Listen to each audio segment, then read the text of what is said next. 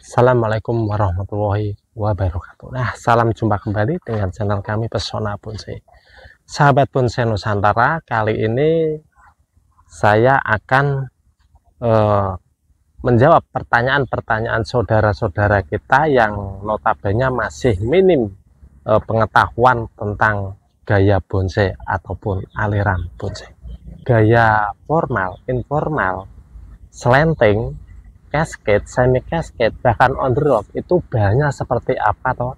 Dan supaya teman-teman tahu dan jelas, kemungkinan di tempat kami ini pun juga banyak untuk gaya-gaya, mungkin juga ada gaya-gaya seperti itu. Mungkin teman-teman bisa melihat dari yang namanya gaya formal. Nah, gaya formal terlebih dahulu, misal halnya seperti pohon kimeng ini ya teman-teman.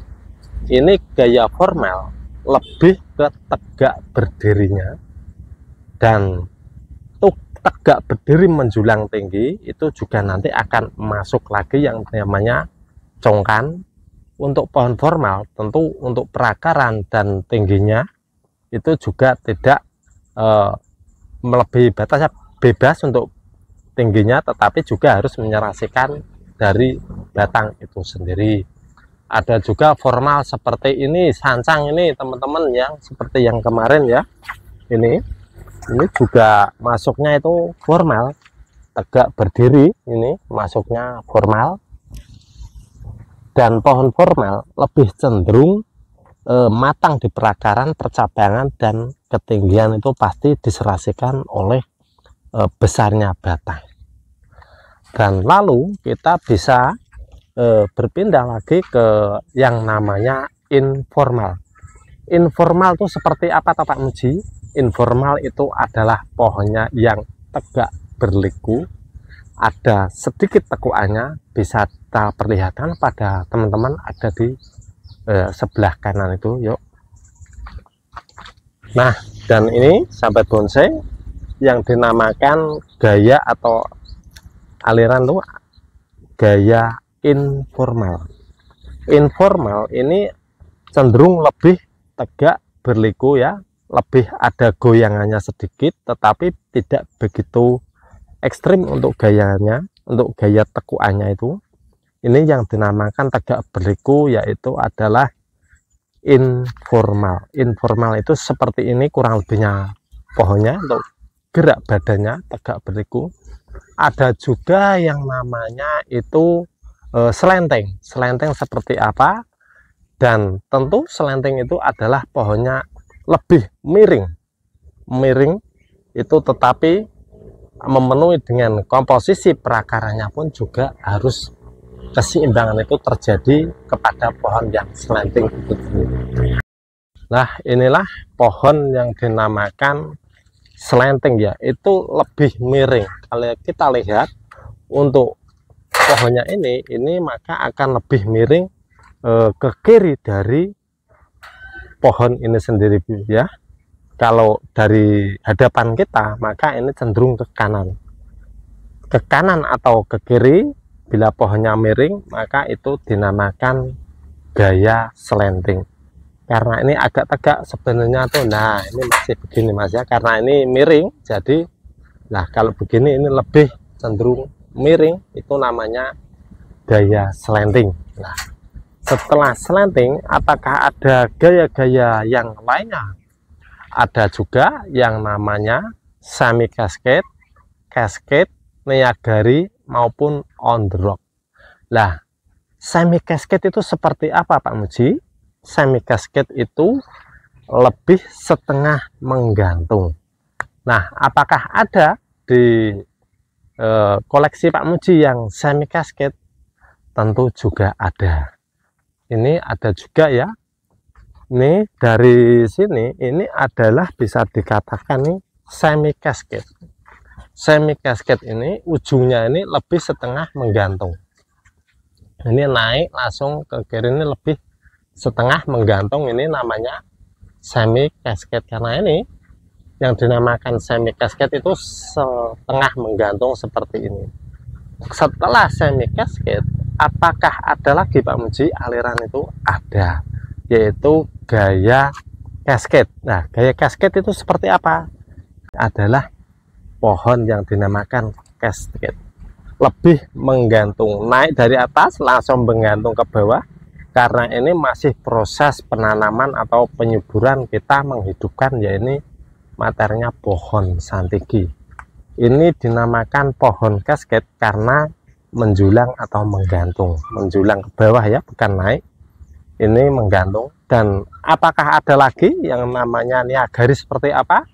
Nah, niagari itu seperti ini. Pohon yang dinamakan gaya atau aliran niagari, gaya niagari itu lebih ekspos, akarnya menjulur naik, kelihatan banyak seperti ini. Ini dinamakan gaya niagari. Niagari itu bisa berdiri lurus, bisa agak rebah selera, tetapi yang lebih menonjolkan adalah akar menjulurnya ini lebih tinggi, namanya ini adalah gaya niagari. Dan juga ada gaya on the rock. On the rock itu seperti apa dan paduannya apa, kita bisa lihat di sebelah barat atau sebelah timur ini juga ada. On the rock seperti ini. Ini adalah on the rock yang posisi notabene adalah bahan settingan atau yang dibikin oleh tangan manusia. Ini dikasihkan di atas batu yang namanya pohon on the rock seperti ini. Ada juga on the rock yang secara alami juga ada, dan itu ada juga di kami. Itu on the rock yang secara alami ada di sebelah barat itu, mari. Dan on the rock ini juga walaupun secara buatan tangan manusia, tetapi seolah-olah akan nampak secara asli karena di lubang yang sebelah sini itu terasa penuh isi, tidak seperti tadi. Yang ini lebih matang karena ini usianya juga lebih lama. Dan on the rock kita bisa mencari di hutan maupun secara buatan. Dan on the rock itu lebih cenderung tanaman hidup di atas batu. Di atas batu bisa seperti ini.